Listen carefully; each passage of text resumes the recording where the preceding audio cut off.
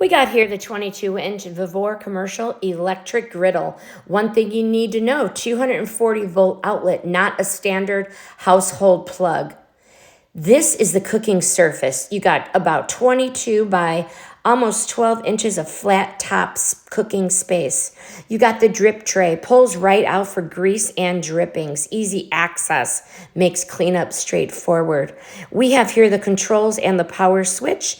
The dial covers low to high heat, so you can adjust depending on what you're cooking. There are 4 legs. A screwdriver is really all you need, and once they're on, the unit is solid and level. Here is a look at the unit from all angles. Stainless steel body, clean design, and it feels sturdy and commercial style.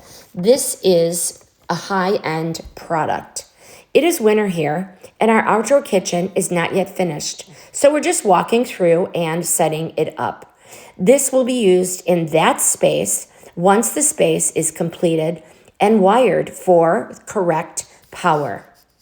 There are also some accessories. 2 metal spatulas and 2 cleaning brushes are included. The product was provided by the brand.